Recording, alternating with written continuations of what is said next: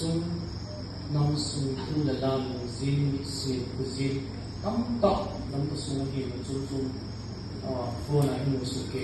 hi bang hi sin la ya so yo alpine mu si charge adi a cha te ni ku ti ho ke tu ke cha program ku ti si ni mu sam pa ko si thang ko ve sting le program hi chi ki bun jing lai ni ke ki la wa ni le era pastor pa song hi gel sam ke song te chat me the cha no te te chat me the wai phai te chat me the sung na lang ke so a hin la hang lai ku mi ti hon de sa ta ane ki choice na chun ama so en vin tu hang song phan mun ki ho da ma mu ke ding ta sin so ma chu ki pa phu pu vin i mu ngai sing sao hi song de area pastor pa hi tu ni ha mal jin ka ni ka me ke na sa pang na ho song hang lai na ho song e si chun ka ni din do pi bin tin ama din na i bo chang ka ni bien ke o bảo mi chỉ hi in program mà hi có cái nào thì nu te hi pa te hi nu te hi sa te hon tu mi han ka hi buồn bảo hi alo the no din mun au mai le secretary ko ba hi sa kan sal ni tin su ka se nu tin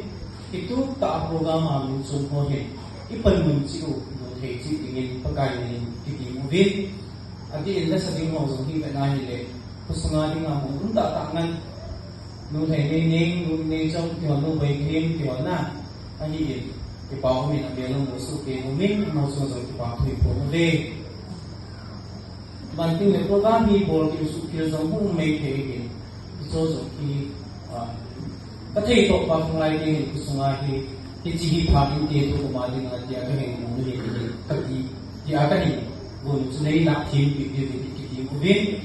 jing jong le ka sei nu chu ka het ki lawa ni le ko to hom pi ho ni ke lam ka na kham cha ni ne thei ho song tam ta zo hin na cartoon box sa nam ka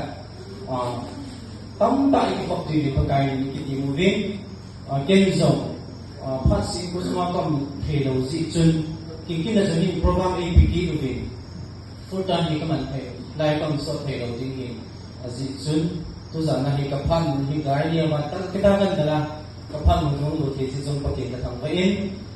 adi in khang lai ki ho zo si bon cha bin tia ding cha te tu te nau te na ni ta bin pha ta na ni thum sunga hi ta cha pa ki thu ngai ni ka hi ti mu bin na bon cha bin cha te ni ku pa te in nu te hi wi salam ku bo be san chu tan te